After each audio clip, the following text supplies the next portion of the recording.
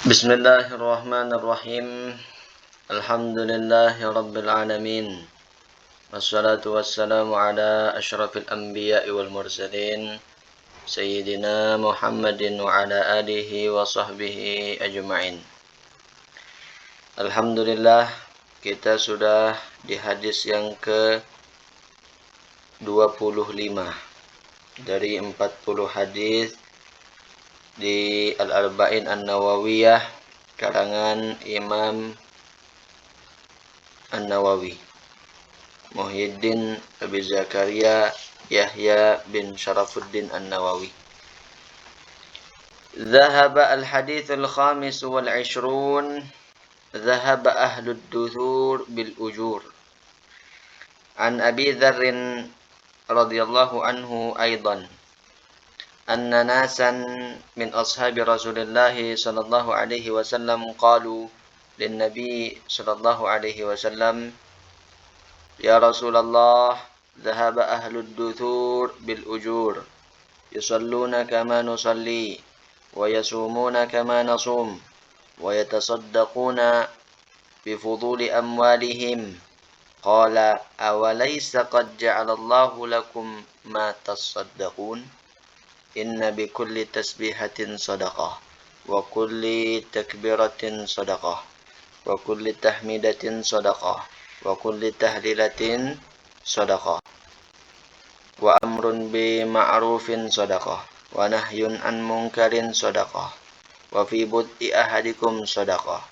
Qalu ya Rasulullah ayati ahaduna syahwatahu wa yakunu lahu fiha ajrun? Qala ara'aytum law wada'aha fi haramin akana alaihi wizrun? Fakadzalika idza wada'aha fil halal kana lahu ajrun. Rawahu Muslimun. Hadis yang ke-15 dari Abi Dzar Al-Ghifari radhiyallahu anhu juga. Sesungguhnya sekelompok annanasan min ashabi Rasulullah sallallahu alaihi wasallam qalu lin nabi.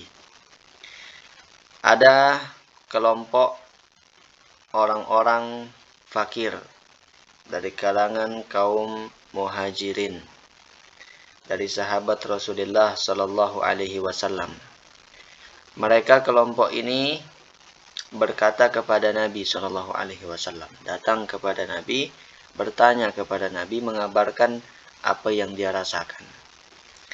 Ya Rasulullah, dhahaba ahlud duthur bil ujur. Kata kelompok orang-orang fakir tadi itu kepada Nabi, wahai Rasulullah, dhahaba ahlud duthur bil ujur. Telah pergi orang-orang kaya itu dengan pahala yang banyak.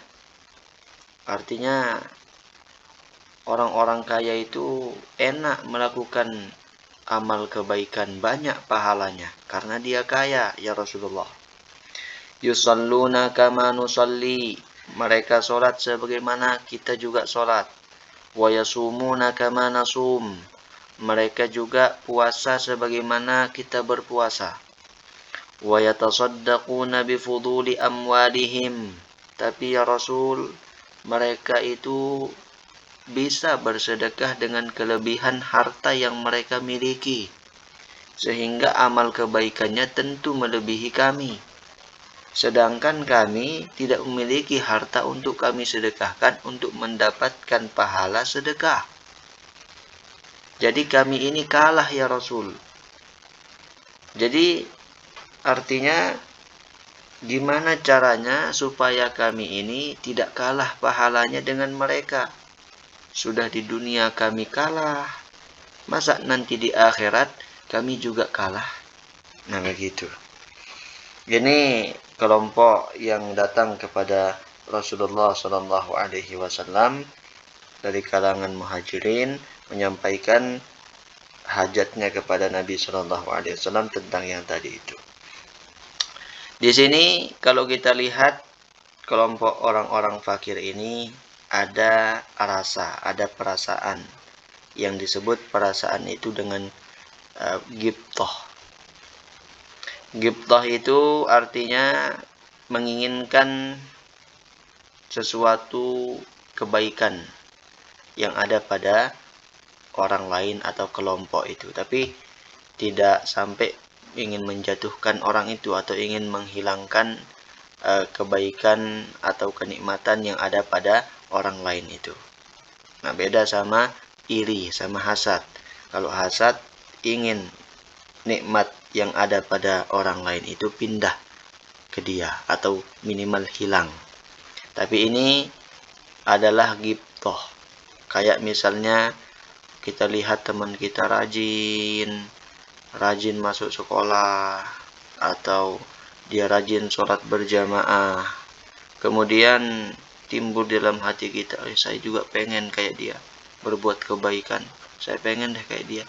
Nah, itu namanya ghibthah. Dalam hal kebaikan kita dianjurkan dalam hal-hal kebaikan untuk ghibthah, ingin juga sama kayak orang itu. Nah, ini ada perasaan seperti itu di kelompok orang-orang fakir ini. Akhirnya dia mengadu kepada Rasulullah Shallallahu Alaihi Wasallam. Mereka katanya sholat, kita juga sholat, tapi pas dia bersedekah, kita nggak bisa bersedekah ya Rasulullah. Apa kata Rasulullah Shallallahu Alaihi Wasallam? Qala awalaysa qad ja'alallahu lakum ma tasaddaqun? Kata Nabi, bukankah Allah telah menjadikan kalian sesuatu yang bisa untuk kalian sedekahkan juga? Tahu nggak, kata Nabi, kalian juga punya kok, bisa kok kalian untuk bersedekah. Nah, ini apa itu, kata Nabi? Ketahuilah, inna bikulli tasbihatin shadaqah. Setiap tasbih yang kalian ucapkan, subhanallah, subhanallah, subhanallah, itu adalah sedekah, kata Nabi. Wa kulli takbiratin shadaqah. Ucapan Allahu Akbar, Allahu Akbar, Allahu Akbar itu juga sedekah. Wa kulli tahmidatin shadaqah. Alhamdulillah, Alhamdulillah, Alhamdulillah, itu juga sedekah, kata Nabi. Wa kulli tahlilatin shadaqah. Dan setiap ucapan tahlil, la ilaha illallah, la ilaha illallah, la ilaha illallah, itu pun sedekah, kata Nabi.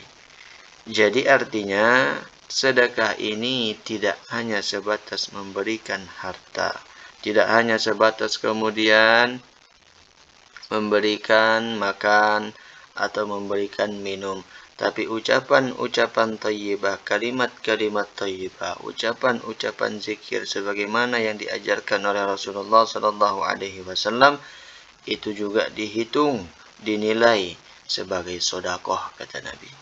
Bahkan di dalam riwayat yang lain dijelaskan bahwa ketika seseorang itu mengucapkan sekali ucapan subhanallah saja, sekali subhanallah, khairun min mi'ati farasin fi sabilillah, itu lebih baik dibandingkan dengan bersedekah di jalan Allah dengan 100 ekor kuda.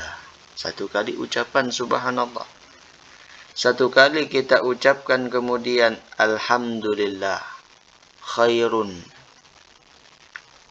min itqi raqabah, lebih baik dibandingkan dengan memerdekakan budak. Alhamdulillah.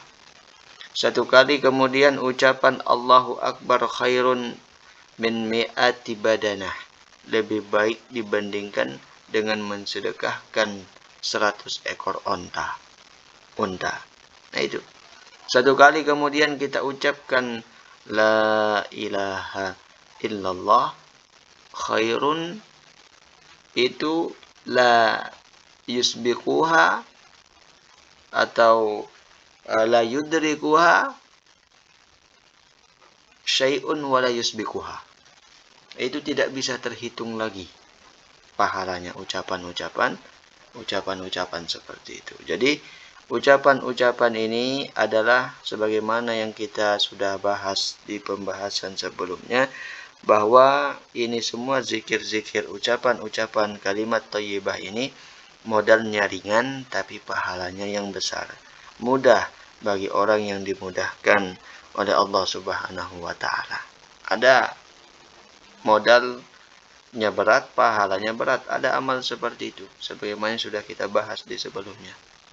Nah, ini ucapan-ucapan thayyibah ini sudah ringan modalnya dan pahalanya juga besar.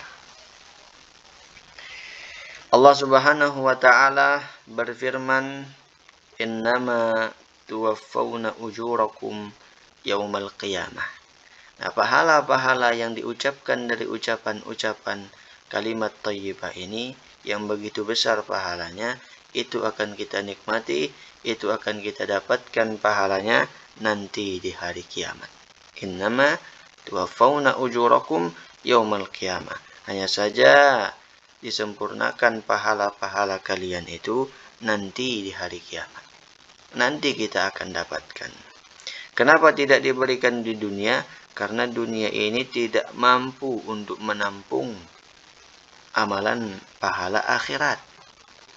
Contoh saja, tadi dikatakan sekali kita ucapkan subhanallah 100 kuda.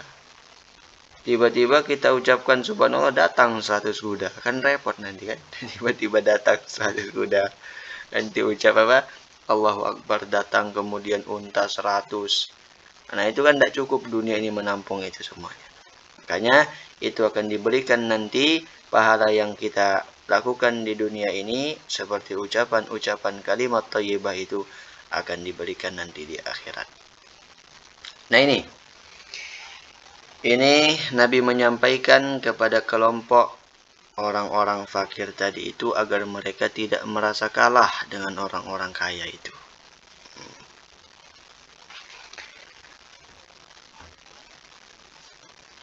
Wa amrun bima'rufin shadaqah. Wa nahyun an munkarin shadaqah. Wa fi bud'i ahadikum shadaqah. Kata Rasulullah kemudian, amar ma'ruf nahi mungkar itu pun sedekah. Kemauan kalian pada sesuatu yang baik itu juga sedekah. Qalu, mereka berkata, kelompok tadi itu, ya Rasulullah, sahabat Rasulullah itu berkata, ayati ahaduna syahwatahu wa yakunu lahu fiha ajrun. Ya Rasulullah, bagaimana kira-kira kalau salah seorang di antara kami menggauli pasangannya, tentunya yang sudah halal artinya, menggauli pasangannya, mendatangi syahwatnya, apakah itu mendapatkan pahala? Qala Rasulullah sallallahu alaihi wasallam menjawab, ara'aitum law wada'aha fi haramin akana alaihi wizrun? Sekarang bagaimana pendapatmu, kata Nabi, seandainya ada orang berzina, meletakkan syahwatnya kepada sesuatu yang haram, dapat dosa apa dapat pahala? Dapat dosa. Fakadzalika idza wada'aha fil halal kana lahu ajrun. Maka begitu artinya kalau dia meletakkan kepada sesuatu yang halal, syahwatnya itu mendatangi istrinya, berhubungan dengan istrinya atau istri berhubungan dengan suaminya, maka itu juga pahala. Nah itu. Jadi artinya banyak jalan untuk mendapatkan kebaikan itu. Sama ke Sambera Baru, banyak jalan datang ke desa Sambera Baru kan. Bisa lewat 53, bisa lewat 57, bisa lewat 48, bisa lewat jalan Tengkorak, nah itu. Itu artinya banyak jalan menuju kebaikan itu. Tidak sebatas itu saja. Allah bukakan pintu-pintu kebaikan yang sangat luas. Seperti tadi kan, orang nggak bisa bersedekah dengan hartanya, mungkin di amalan-amalan yang lain dia bisa. Nah itu dah sebagai gantinya. Kalau kita nggak bisa kemudian puasa sunnah misalnya, ya nggak usah dipaksakan. Cari amalan untuk menggantikannya yang bisa mengcover itu, kan bisa juga seperti itu. Tapi kalau dia bisa juga melakukan amalan sunnah, puasa sunnah, sholat tahajud, sholat duha, dan lain sebagainya, ya itu lebih bagus lagi. Kan begitu. Nah ini hadirin hadirat yang dimuliakan oleh Allah Subhanahu wa taala. Di dalam riwayat yang lain juga terkait masalah ini ada diceritakan seorang sahabat datang kepada Rasulullah Shallallahu Alaihi Wasallam. Seorang sahabat ini juga tergolong orang-orang bagian daripada orang-orang fakir. Datang kepada Nabi, ingin menyampaikan kebutuhannya. Begitu datang kepada Nabi, orang ini kemudian menyampaikan keperluannya di hadapan Rasulullah Shallallahu Alaihi Wasallam. Kata orang ini, ya Rasulullah, saya ini adalah utusan. Saya ini mewakili suku, mewakili kelompok saya yang ada di tempat saya. Dan sayalah yang diutus kepadamu ya Rasul untuk menyampaikan apa yang menjadi hajat mereka. Ya sudah, apa hajatnya? Ya Rasulullah, di tempat kami itu ada orang-orang kaya. Sedangkan kami yang miskin ini merasa terkalahkan dengan amalan-amalan kebaikan mereka. Hum yahujjun wa la naqdiru alaih. Mereka berhaji, kami tidak bisa berhaji. Hum yatasaddaqun wa la naqdiru alaih. Mereka bersedekah, kami tidak mampu untuk bersedekah karena kami tidak punya harta. Tidak seperti mereka, sehingga amalan mereka tentunya lebih banyak, pahala mereka lebih banyak di akhirat nanti ya Rasulullah. Mereka bisa berwakaf, mereka bisa memberikan makan orang lain. Bagaimana ini ya Rasulullah? Apa jawab Rasulullah Shallallahu Alaihi Wasallam? Ballighil fuqara anni liman sabara minhum wahtasaba thalatha khisalin laisa lil aghniya minha syai'un. Kabarkan kepada orang-orang fakir dari kelompokmu di sana, bagi orang yang bersabar di antara mereka dan mengharapkan pahala dari Allah Subhanahu wa taala, kasih tahu dia akan mendapatkan 3 hal, 3 keutamaan yang tidak didapatkan oleh orang-orang yang kaya. Nah ini. Mana dia di yang 3 itu? Yang pertama, amma khaslatul ula fa inna fil jannati ghurafan min yaqutin ahmar.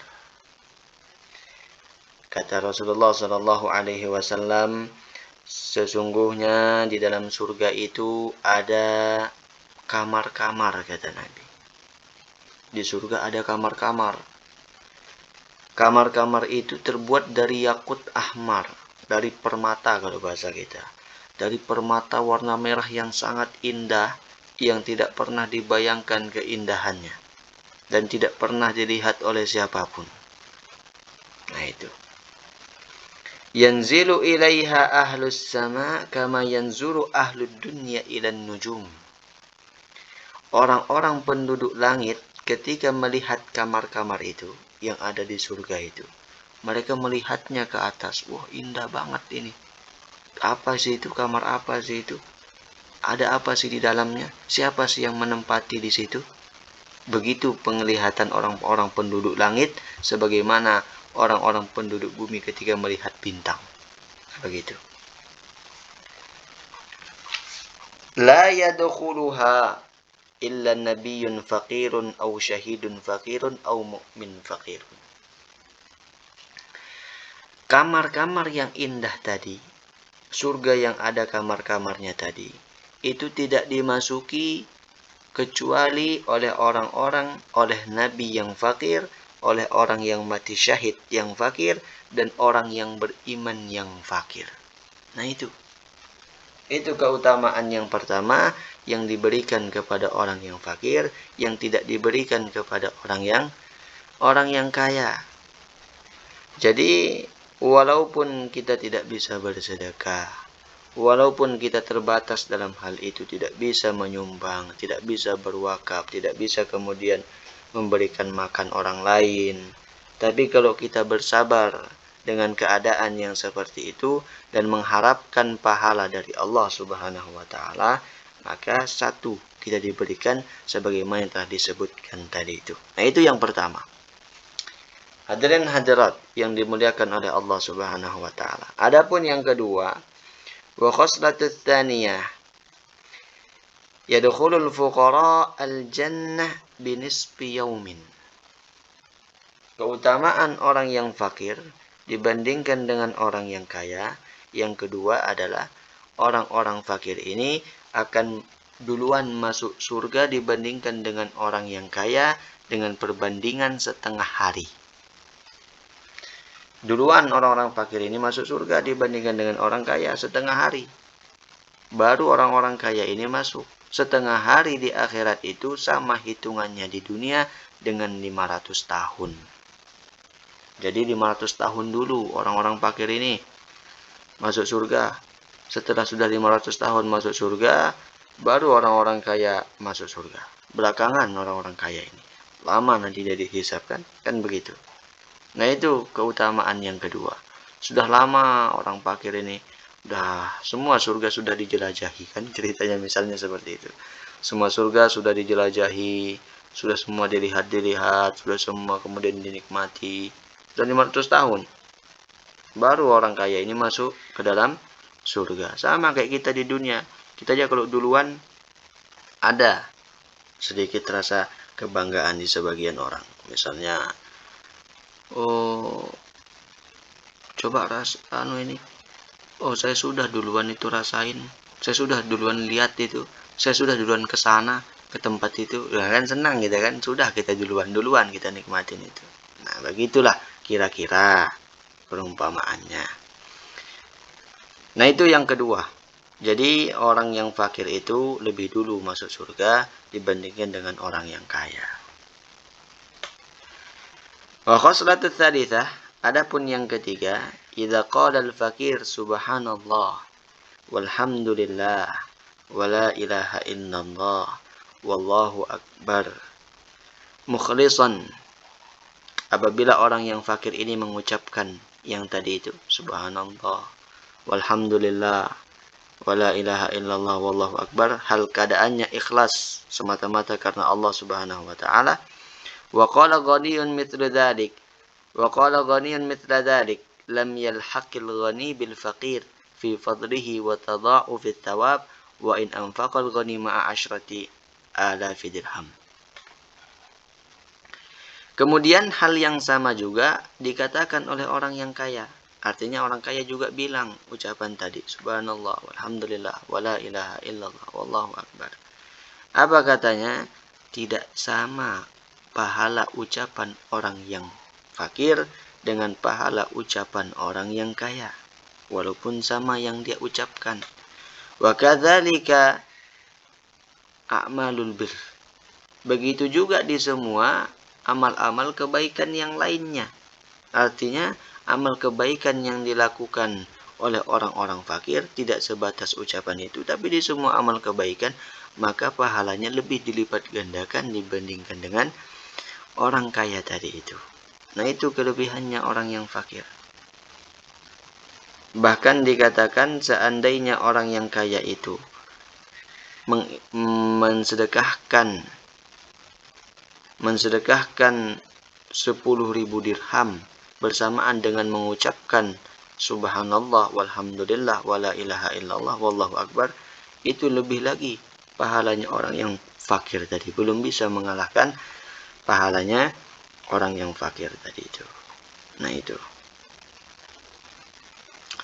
Ketika hal itu diberitahukan oleh Rasulullah Shallallahu Alaihi Wasallam kepada sahabat yang datang tadi, kemudian sahabat itu senang dia. Tadi kan dia nanya sahabat ini, ya Rasulullah, saya adalah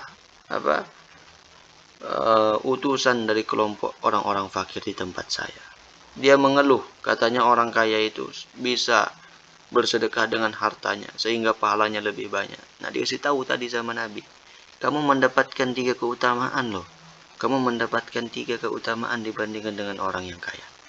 Kemudian sahabat itu pulang dia. Ketika pulang memberitahukan kepada teman-temannya kelompoknya. Kata kelompoknya kemudian ketika mendengar hal itu dari Nabi, disampaikan sama temannya, oh kami ridho kalau begitu. Ya sudah, tak apa-apa. Kami ridho. Nah itu, kami ridho katanya. Dengan kefakiran yang ada pada dirinya itu. Nah, itu keutamaan orang yang fakir. Nah, hadirin hadirat yang dimuliakan oleh Allah Subhanahu wa taala. Jadi dari beberapa hadis yang disebutkan tadi, kemudian para ulama menyimpulkan kesimpulan, kalau misalnya ada perbandingan mana yang lebih mulia atau mana yang lebih utama antara orang kaya yang bersyukur dan orang fakir yang bersabar. Kira-kira mana yang lebih utama? Orang kaya bersyukur atau orang fakir yang bersabar? Nah, itu di sebagian pendapat ulama mengatakan yang lebih utama adalah orang yang kaya yang bersyukur. Tadi kelebihan orang fakir, sekarang gantian, sekarang kelebihan orang kaya. Jadi lebih utama orang kaya yang bersyukur dibandingkan dengan orang fakir yang bersabar. Kenapa bisa seperti itu? Karena orang yang kaya yang bersyukur itu langka, sedikit. Sesuatu yang langka, sesuatu yang sedikit, maka nilainya akan menjadi mahal. Allah Subhanahu wa taala berfirman, "Wa qalilum min ibadiyasy syakur." Sedikit sekali dari hambaku itu yang bersyukur. Maka syukur ini tinggi, kedudukan syukur itu. Kalau sabar mungkin masih ada beberapa banyak orang yang sabar. Nah, itu di antara alasan pertama dikatakan kenapa orang yang kaya yang bersyukur lebih utama dibandingkan dengan orang yang fakir yang bersabar. Yang kedua alasannya kenapa orang kaya yang bersyukur lebih utama dibandingkan dengan orang fakir yang bersabar, karena mereka memahami hadis Rasulullah Shallallahu Alaihi Wasallam. Yang inti daripada hadis itu bahwa manusia ini terbagi menjadi 4 macam. Yang pertama, rajulun lahu ilmun wa malun fayakhudhu wa yatasarrafu fi malihi bi ilmi. Golongan manusia pertama adalah manusia yang memiliki ilmu dan juga memiliki harta. Kemudian dia juga mengambil hartanya dan mensedekahkan hartanya berdasarkan ilmu yang dia miliki. Nah, ini nomor 1 kedudukannya yang disebutkan oleh Rasulullah SAW, diletakkan oleh Nabi. Orang kaya yang berilmu dan dia tahu bagaimana cara mengolah hartanya dengan ilmunya. Yang kedua, rajulun lahu ilmun wala mala lahu lakin lahu niyatun shalihatun. Yang kedua adalah laki-laki atau seseorang yang memiliki ilmu tapi enggak punya harta. Punya ilmu tapi enggak punya harta. Tapi dia punya niat yang baik. Punya dia niat yang baik. Niatnya sama baiknya dengan niat kelompok yang pertama tadi. Nah, itu orang yang menyedekahkan hartanya tadi, kelompok pertama menyedekahkan hartanya kemudian di jalan Allah, menyedekahkan hartanya untuk pembangunan madrasah, pembangunan masjid, menyekolahkan anak, membantu anak yatim. Nah, ini orang yang kedua ini, dia ada ilmu tapi orangnya nggak kaya, fakir. Ulama, punya ilmu tapi dia nggak kaya, tapi punya niat yang bagus. Punya dia niat yang bagus, kalau saya nanti kaya saya mau bersedekah. Kalau nanti saya kaya saya mau ini itu. Nah, itu. Ini kedudukannya nomor 2. Ada yang ketiga. Yang ketiga, rajulun lahu malun wala ilma lahu fayakhudul mal wa yatasarrafu bimalihi bighairi ilmin. Yang ketiga, seseorang yang memiliki harta. Punya dia harta, orang kaya. Tapi dia nggak punya ilmu. Sehingga dia mengambil hartanya dan mengeluarkan hartanya tanpa dasar pengetahuan. Ngambil nggak peduli mana haram, mana subhat, mana halal. Yang penting ambil. Juga mengeluarkannya tidak ada ilmu tentang hal itu. Nah, inilah yang kebanyakan yang terjadi dari yang kaya. Makanya yang nomor 1 tadi yang jarang. Yang nomor 3 ini yang kebanyakan. Nah, begitu yang disebutkan itu. Kemudian yang keempat, rajulun la mala lahu wala ilma lakin lahu niyatun sayyi'atun. Yang keempat, orang sudah nggak punya harta, miskin, fakir, juga nggak punya ilmu, fakir juga dalam ilmu, terlebih dia memiliki niat yang buruk. Ini paling jelek ini, yang keempat ini paling jelek. Nggak punya harta, kemudian nggak punya ilmu, niatnya jelek lagi. Ketika dia melihat kelompok yang ketiga, dia lihat kelompok yang ketiga tadi yang punya harta tapi nggak punya ilmu, pengen dia kayak dia, niatnya jelek. Nanti kalau saya punya harta, saya gunakan untuk berpoya-poya, saya gunakan untuk hal-hal yang tidak bermanfaat, saya gunakan untuk kenikmatan-kenikmatan, apalagi sampai sesuatu yang haram. Nah, ini golongan yang keempat. Dan ini banyak juga dari kalangan orang-orang yang fakir, fakirnya plus nggak ada ilmu. Itu yang dikhawatirkan dari kefakiran itu. Makanya dikatakan hampir-hampir kefakiran itu menjadikan orang kafir. Kadal fakru ayyakuna kufron. Hampir-hampir kefakiran itu menjadikan orang itu kafir. Karena sudah fakir ilmu, fakir harta. Fakir ilmu, fakir harta, itu yang membuat orang itu keluar kemudian dari iman. Na'udzubillah. Na'udzubillah. Makanya ketika seseorang itu sudah memiliki harta, maka tinggal cari ilmu supaya untuk menopang yang namanya harta yang dia miliki bisa digunakan pada hal yang bermanfaat dan mengambilnya pada jalan yang halal. Kalau Allah Subhanahu wa taala telah mentakdirkan kita menjadi orang kaya, ya kita tidak bisa menolak. Tinggal bagaimana kita menuntut ilmu kalau sudah kaya. Sudah difasilitasi semuanya. Dikasih sepeda motor, dikasih mobil, dikasih semua fasilitas yang enak untuk menuntut ilmu. Tapi dia tidak menuntut ilmu.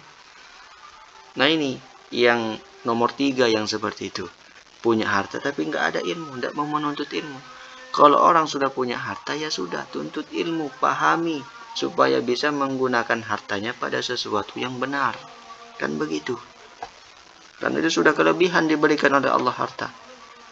Begitu juga yang fakir. Orang yang fakir perlu juga menuntut ilmu. Itulah pentingnya ilmu.